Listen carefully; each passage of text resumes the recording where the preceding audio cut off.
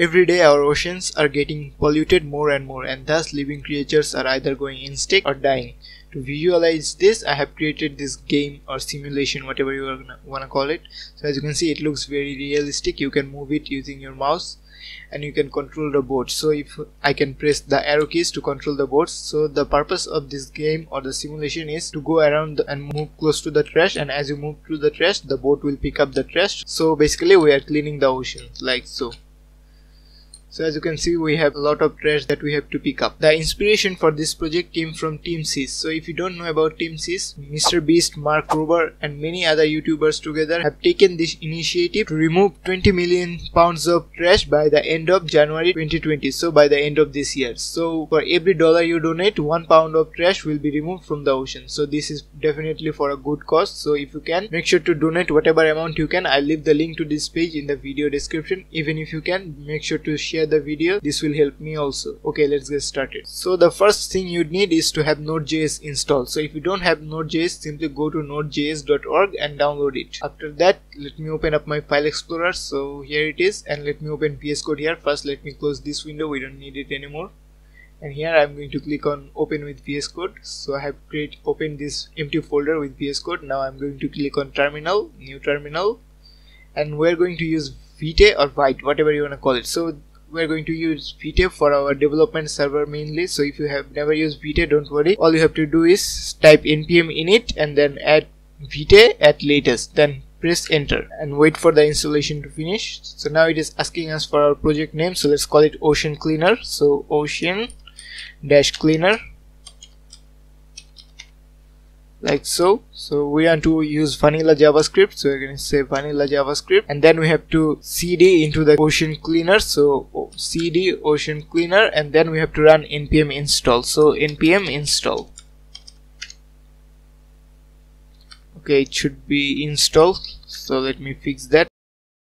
Let's wait for the installation to finish once again.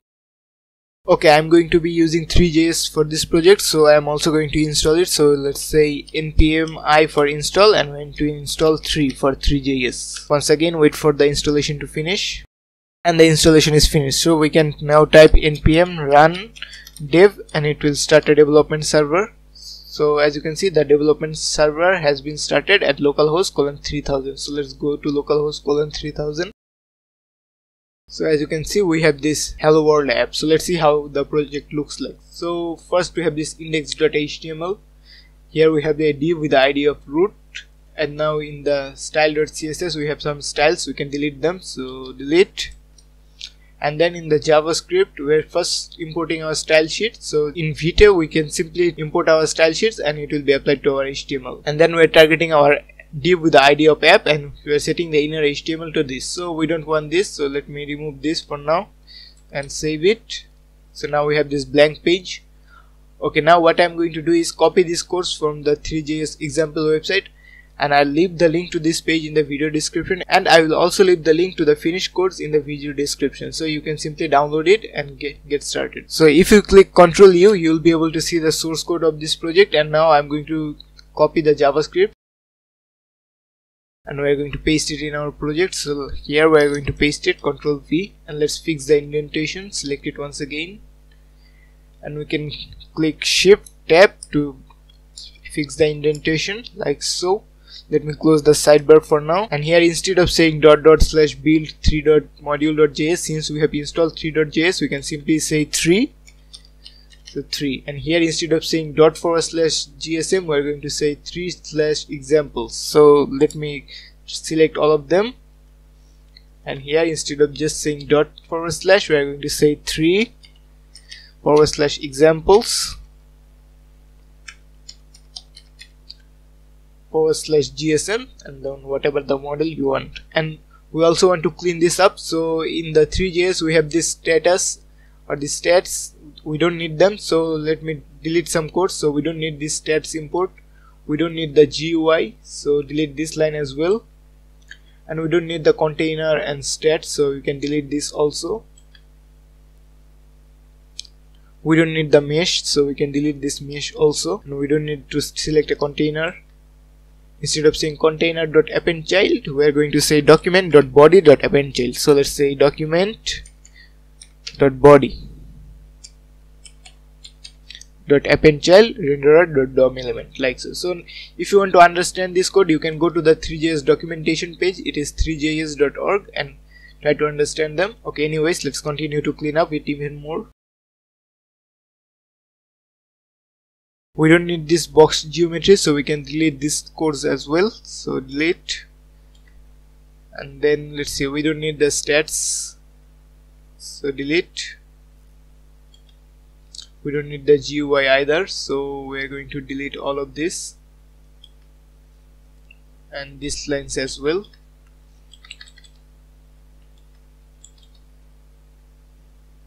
And we don't need the stats.update line also, so delete. We don't need to animate our mesh, so we can delete this also. And we don't need the time constant, so delete it and save it. Okay, it looks like we have some error. Let's see what are that. Okay, it should be 3/examples also, so let's say 3/examples. Save it. So the first thing you'll notice that we have a little bit of gap here, so let's try to fix it. So in the CSS we can simply target everything, so target everything, and we're going to say margin 0 and padding 0,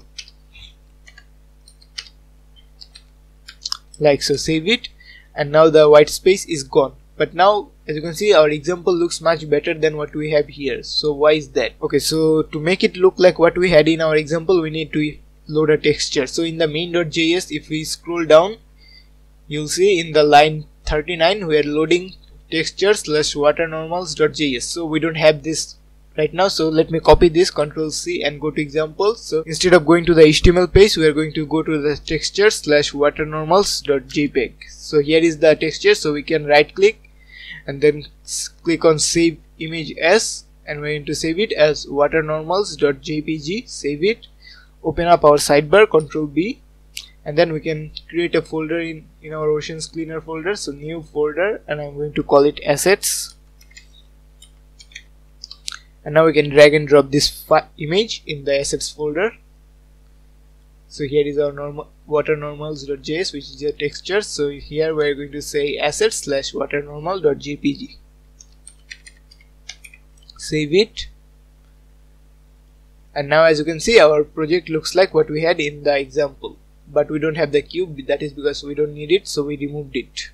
Okay, now let's try to add a boat in our project. So for the boat, I'm going to use this 3D model. Again, I'm going to leave the link to this page in the video description. So you are simply going to have to create a new account in Sketchfab. After that, you can click on download 3D model, and then click on the auto converted GLTF format, download, and it will start downloading the model. Now while it is downloading, let me import the GLTF loader. So GLTF loader is used to load GLTF models. So here we are going to say import. Let me close the sidebar once again for now. So we are going to say import, and we are going to import the GLTF loader. So let's say GLTF loader, and this time it will be 3/examples/GSM, and then loaders, so loaders, and finally we have to say gltf loader.js. so gltf loader.js, like so. Okay, it should be from. Now to load any model using the gltf loader, we have to create a loader instance. So first we are going to say const loader equals to, so const loader equals to new gltf loader, like so. So now we can use this loader to load our 3D model. Okay, the 3D model for the boat has been downloaded, so I'm going to click on show in folder, and then I'm going to click on extract files, and we want to extract it in our projects folder. So click on new folder, and we're going to go to our disk/user, and then again user, and I have all my projects in the www folder. After that we are going to go to the current projects, and then Ocean Cleaner, this is our project folder we're working on. In the assets, I'm going to save it in a folder called boat, so \boat,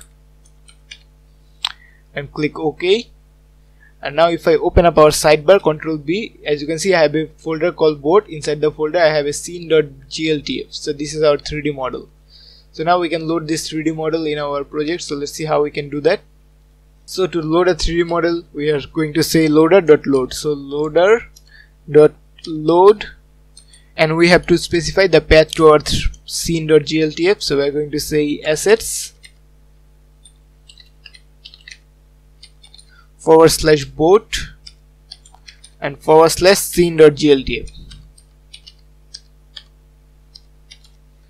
And once it is loaded, we'll have a callback function executed. So we're going to say function. This function will receive the loaded gltf, so let's call it gltf, like so. And for now, let's try to just console log it. Let's see how it looks like. So let's say console.log gltf. So save it and click on inspect. Okay, it looks like we have some error. Let's see what is that. Okay, it should be gltf, not glft, sorry. So gltf loader, copy, Ctrl C and paste it here also, Ctrl V, save it. Okay, now let's see what other error we have. It's saying, okay, again spelling mistake, it should be boat, save. Now we don't have any error. As you can see, we have the loaded 3D model object console logged, like so. So now we can use that gltf to render it in our scene. To do that, we're simply going to say scene.add and we're going to add the gltf.scene, like so. So let's try to save it, Ctrl S to save it. As you can see, we can't see our boat. That is probably because our boat is under the water. So let's say gltf, so gltf.scene.position.set, and here we have to pass 3 values, the x, y and the z properties. So let's try to increase the z. So let's say our boat should have a z of, let's try 10. Save it, and here is our boat. We can see our boat, but this is very small, so let's also scale it. So we're going to say gltf, so gltf.scene scale.set, and again scale.set takes 3 arguments, the x, y and the z. So how much it should be scaled on x, y and z axis. So for now, let's try to scale it by 3 in all axes. So 3, 3, 3. Save it. Now our boat is looking a bit bigger, but it is kind of far away. So also say, let's say the position x should be, let's try 5. Save it, and also say position.z to be, let's say 50. And now here is our boat, but now it is again synced a lot in the water. So let's say the y should be, let's try 13. Save it, and here is our boat. Now it's looking much better, but it is facing on the right side, but we want to face it diagonally, like so. So let's try to do that. So we're going to say gltf.scene.rotation, and you can use the rotation.set and set the rotation for x, y and z, or we can simply say rotation.y. We want to rotate the y axis. So let's try 1. Let's try 1.5, and yeah, the 1.5 should be good enough. Now instead of simply saying gltf.load like this, what I want to do is create a boat class, so we can have some methods, and that will be much more convenient. So let's do that. So we're going to say class. Before that, let me close the sidebar yet again. So we're going to say class boat,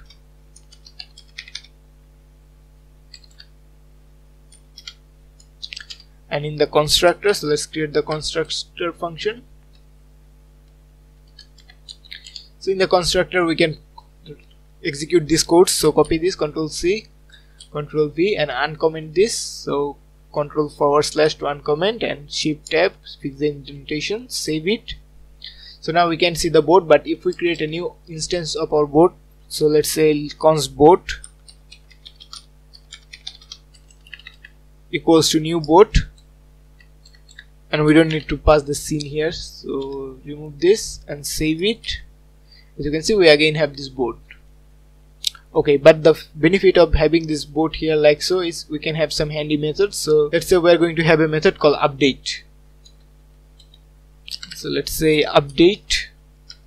Okay, first what I'm going to say is this.boat equals to the scene.gltf. So whenever we say this.boat, we'll be accessing the gltf.scene, and in the update method we can simply say something like this.boat. So this.boat rotation.y plus equals to 0.01. but before we do that, we want to check something. So cut this, and we're going to say if, and in the condition we're going to say if this.boat. So this.boat. So why we're doing that? So this is a GLTF model we're loading, and it takes some time for the model to load. So if we try to call the update function immediately, the boat will be undefined. That is why we're first checking if the boat is defined. If so, only then we're saying this dot rotation dot y plus equals to 0.01. So now if we were to save it, nothing should happen yet. But if we were to now go to the animate function so this animate function is being called again and again. If I were to console log something, so we can say console.log and animate, let's say. And now if I click on right click here, you'll see we don't see the context menu. So to open up the console, you have to press the F12. So if I press on F12, as you can see, the animate is being console logged again and again. So basically this animate function is being called again and again. So in the animate function, what we can do is simply, okay, it looks like we have an error. Let's see what is that. So it's saying cannot set properties of undefined setting string. So why is that? Let's go to our board class. So here is our board class. Now since we are using the regular function, we are creating a new context here, but we don't want that. So we want this to point to our class. So we don't use regular function here. We are going to use arrow function like so. Save it, and now we don't have an error, and the animate function is being called again and again. So now in the animate function, if we were to say board.update, so let me delete this and say board.update. If we do this, as you can see, now our board is rotating. So instead of rotation, we can also say position. So in the update we can say board.position. So let's say position.x plus equals to 5. It should be plus equals to 5. And as you can see, the board went right really fast. Let's say 0.5. And now the board is going right side. If we were to say -5, it goes on the left side. If we were to say y, it sinks. If we were to say 0.5, it goes up. And if we were to say z, so z, it goes backwards. If we were to say -5, it goes forward, like so. So instead of just saying this, what we are going to do is create some config for our board. So here we are going to say this. So it should be this. So this dot speed. So this will have the speed of our board. So speed, and the speed will be an object. So here we are going to have a velocity. So VL for velocity. By default, the velocity will be 0. So the board won't be moving. And then we'll have a rotation. So how much it should be rotating. So by default, the rotation will also be 0. So save it. Okay, now in the update function we can say this. So this dot board. So this dot board dot rotation dot y plus equals to this dot speed dot root. So if we save it, nothing happens. But if we set the rotation to something like 0.1, as you can see, the board is now rotating.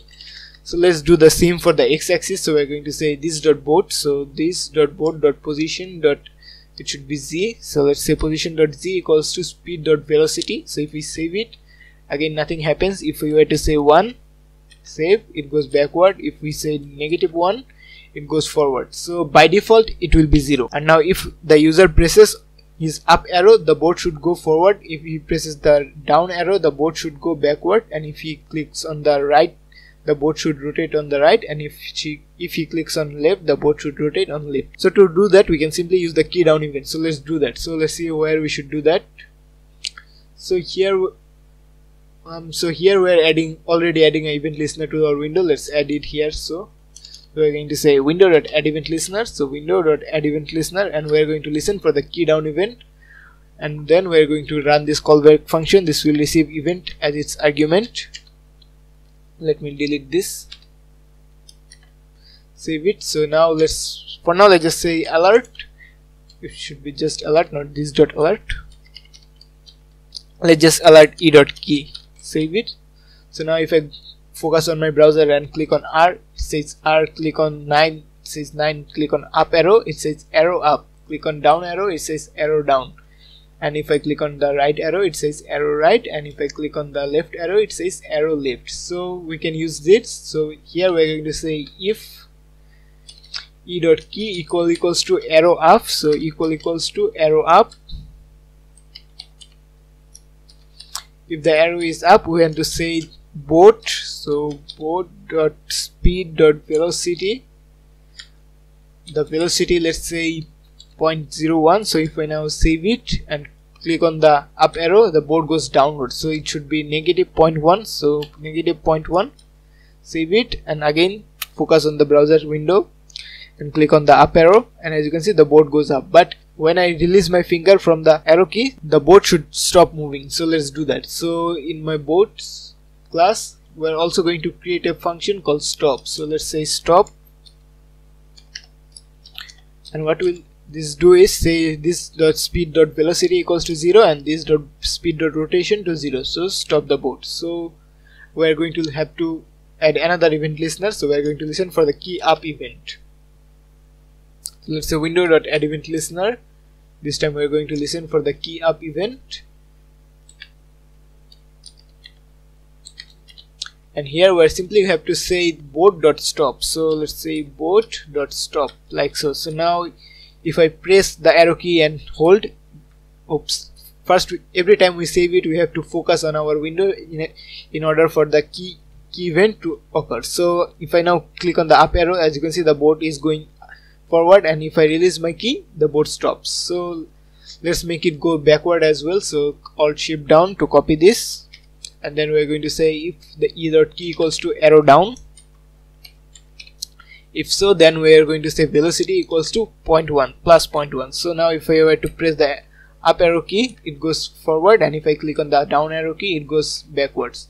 So now let's handle the rotation also. So again we're Alt Shift down, and this time we're going to listen for the arrow right. So arrow right, and instead of velocity we're going to say rotation. So ROT for rotation, save it, and now if I press my right arrow, as you can see the board rotates left, so this should be negative 0.1, and now it should rotate right. So now again if I press my right arrow, the board rotates on the right side. And finally let's do the left side. So Alt Shift down, finally this time it will be left, and for the rotation it will be 0.1 for now, save it, and as you can see now we can go left, go right, go forward, and go backward, but the speed is very low, so let's increase it. So let's say for the velocity the maximum speed will be 1, and for the rotation 0.3, and 0.3 should be good enough, save it, and click. If I click on up arrow it goes forward, if I click on down arrow it goes left backwards, if I click on left arrow or right arrow, okay, the rotation is too fast, let's say 0.1, save it, and yeah, 0.1 should be good for the rotation. But one thing you'll notice is even if our board is facing this direction, and if we click on the up arrow, as you can see the board is still going this way, but what we want is our board to go forward in whatever direction it is facing on. To do that in our update function, so where is our update function? So here is our update function. Instead of saying board.position.z, we are going to say this.position.translate z. So we are going to say translate. Here we are going to translate the z-axis to, let's say, this.speed.val. Okay, it should be just translate z, not the position.translate z. So save it again. And now if I click on my up arrow, okay, it's going sideways, so instead of saying z, let's say x, so translate it in the x-axis, save it. And now if I click on my up arrow, let me focus it first, and now if I click on my up arrow, it goes again, it is going backwards. So let's again go to our event handling, key events. It should be 1, and this should be -1 now, since now we are translating the x-axis, not the z-axis. So save it. Again, if I now click on my up arrow, it goes up. If I click on my down arrow, it goes down. I can rotate it using the right and left arrow, but now if I, let's say, rotate it this much and click on the up arrow, as you can see it's going whichever direction the board is facing. So this should be all for our board class for now. Now what we want to do is add some trash in our ocean. So let's see how we can do that. Okay, for the trash we are going to use again this 3D model. So this is the trash 3D model I found on SketchUp. Again, I'm going to leave the link to this 3D model in the video description. So again, go to this page and click on download 3D model, and we want to download the GLTF version. So click on download,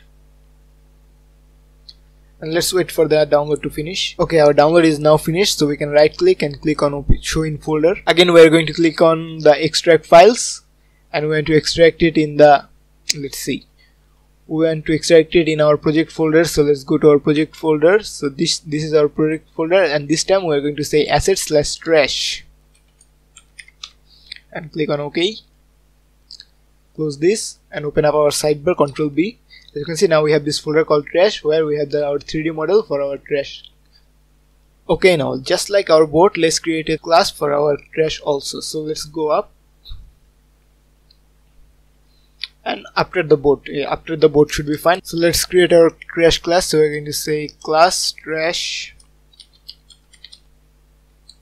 Again, let's create our constructor function. So let's say constructor, and here we're going to say loader.load. So again, we're going to use the loader to load our GLTF model. So we're going to say loader.load, and this time we're going to load trash/scene.gltf like so. So if we now save it, we still can see the trash. That is because we have to create an object for our trash class. So we're going to say let trash equals to new trash, save it, and as you can see, here is our trash icon. So it looks like it is floating on over the river, so over the ocean. So let's say gltf.scene.position. So let's say .position, and let's say the x and the z can be 0, and for the y let's say -0.3. So -0.3, save it. Okay, the trash is still a little bit above the water, so let's also scale it a little bit. It is too small. So let's say this gltf.scene.scale, and let's say this time we want to scale it to 1.5, 1.5, 1.5 like so. Okay, it still looks like it is floating above the water, so let's say try -0.5. Let's see how that works. Okay, this should be position.set, not position, sorry.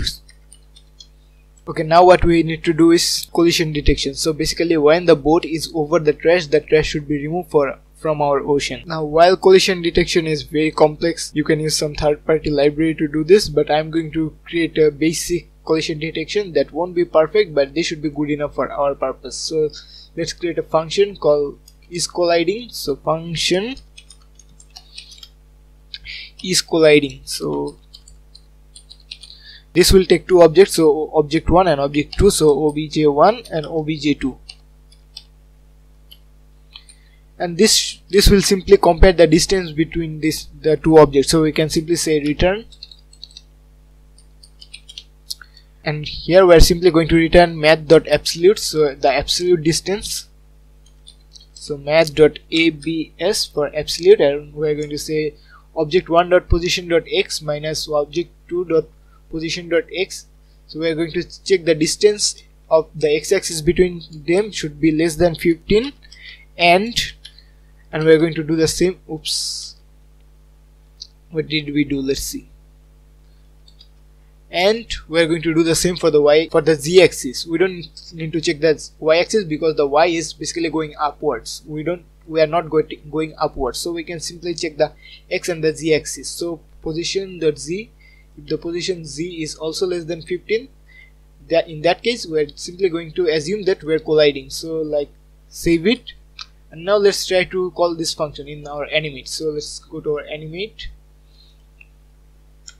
and here we are going to say if, and now basically we need to make sure our boat and our trash has been loaded, since we know that the boat and trash takes some time to load since they are 3D model, they are big files. So we are going to say if boat.boat. So boat is our object and boat.boat is our 3D model, and again and trash, so trash and trash.trash is basically our model. So if both of them have loaded, then we are going to check if they are colliding. So if they are colliding, then we are simply going to say console.log. So console.log collision. So save it, and now let's open up our console. So F12 to open the console, and let's try to go towards the trash. So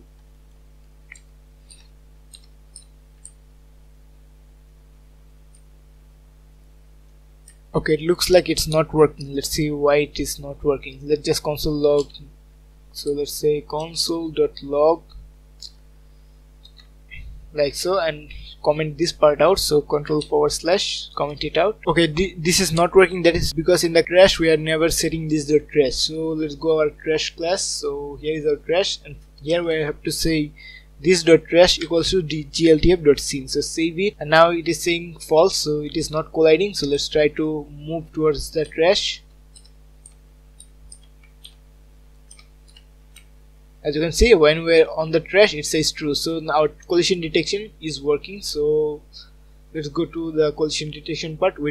For now let's delete it, we don't need it. We're going to come here later on, but now what we want to do is randomize the position of the trash. So each time we generate a new trash, the position should be random. So let's create a function that will generate a random number. So we're going to say, let me delete this, we don't need it anymore. So we're going to say function random, and this will take the minimum and maximum number and generate a random number between the minimum and the maximum number, like so. So we can simply say mat.random times max minus mean plus mean. So this will give us any number between the minimum and maximum numbers. So save it, and now let's go to our trash class. So here in the position we can say random, so x-axis should be, let's say, random -200 to 200, so any number between -200 to 200. And let's do the same for the z-axis. So copy this, Ctrl C, and paste it here also. So save it,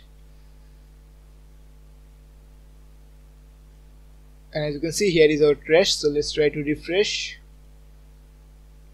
and this time it was generated here. Refresh again,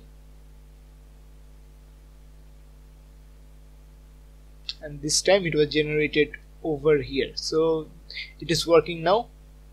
Now we don't want just one trash, we want multiple trash. So let's see how we can add multiple trash. So if we want it, we could create multiple instances of this class. So where is our trash class? Let's see. So if we want it, we could say trash equals to new trash, trash 2 equals to new trash. But if we do this, every time we create a new trash object, every time the loader have to load a new gltf model. So this is not performant. So what we want to do is load it only once, and then we want to clone the model of the trash and then use the clone model. So let's see how we can do that. So now here in the constructor, we are going to directly receive the scene. So SCE and scene, we are going to receive the scene. So now we don't have to say loader.load or this. So let's fix the indentation. Actually, let's call it underscore scene. That is because the scene and this scene should not be the same. So they should be underscore scene. So this scene is basically our gltf scene, and this scene is basically our entire scene. So again, let's replace it with underscore scene. This should be underscore scene, and finally this should be underscore scene. Save it. So now as you can see, we have some error probably. So let's inspect. Okay, now we probably have this error because we are not passing the scene. So instead of calling the new trash like this, we're going to create a function for that. So we're going to say it should be asynchronous function. So we're going to say async function, and we're going to call it create trash. So create trash, like so. Okay, outside this function, I'm going to create a variable called let boat model. So boat model. So by default it will be null, and in our function we are going to check if boat model. So if the boat model is null, so if exclamation mark boat model, then the boat model should be, we are going to say await, and let's say we are going to create a folder, we are going to create a function called load model. So load model, and this will take the path to the model. So this time it should be assets/trash and then scene.gltf. And now let's create this load model function. So again, this should be asynchronous function. So async function load model, and then it will return a new promise, and then we're going to say loader.load, and we're going to load our URL. When it is loaded, we're going to simply resolve with the gltf.scene, like so. After that, we can simply say return, it should be return new trash, and we have to pass the boat model here. Save it. So now if we were to say create trash, so create trash. For now, let's just simply console log our trash. So console.log trash. Save it and click on inspect. Let's see what error do we have. It is saying cannot read properties of undefined add. Let's see what is that. Let's try to console log our scene. Let's see what is happening here. So we're going to say console.log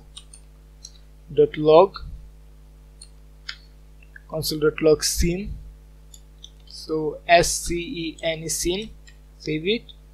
So by default it is undefined. That is because again our scene takes some time to load. So instead of just saying boat equals to new boat just like this, so let's comment it out. Oops, let me undo this, not the boat, we want to do the trash. So instead of saying trash equals to new trash immediately, let's comment it out and let's do a set timeout for now. So let's say set timeout, and let's say this function should run after 1 second. So after 1 second we can say create trash function, we can run the create trash function and then console log the trash. So Control X, Control V, save. So the error is basically on line 217. Let's see what is that. So 217, here we're saying trash.trash, so we don't need this for now. Save it, refresh, the error is gone, and once the trash is loaded we get this trash object. So like so, let's delete it for now, we don't need it. So let's delete this set timeout and this. Instead we are going to have an array of trashes. So we are going to say let trashes equals to an array. We are also going to have a constant called const trash count for how many trash we should create. So we are going to say trash count. Let's say we want 10 trash, so save it.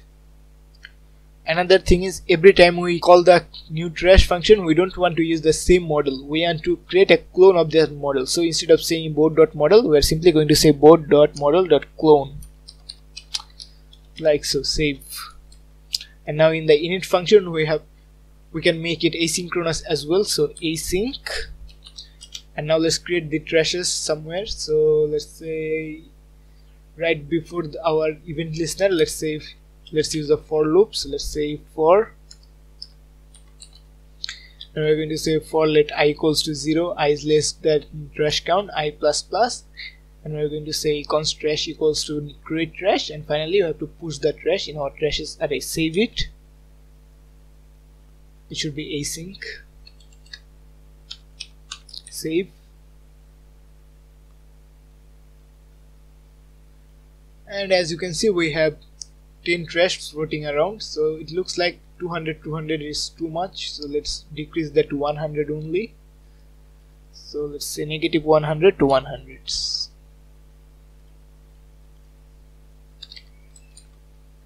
Save.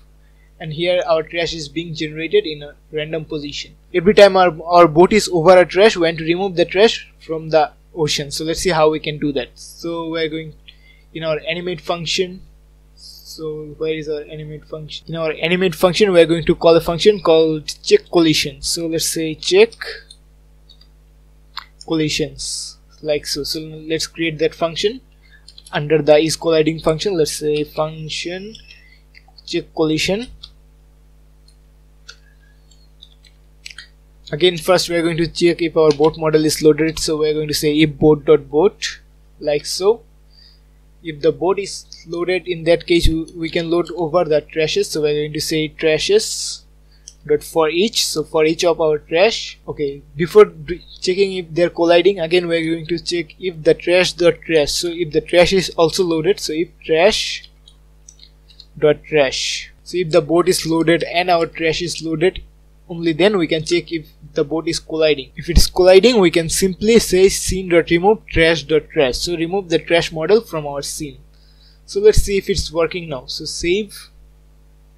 We have our trashes generated. So we have these 10 trashes. So let's try to go near them. So let's try to go.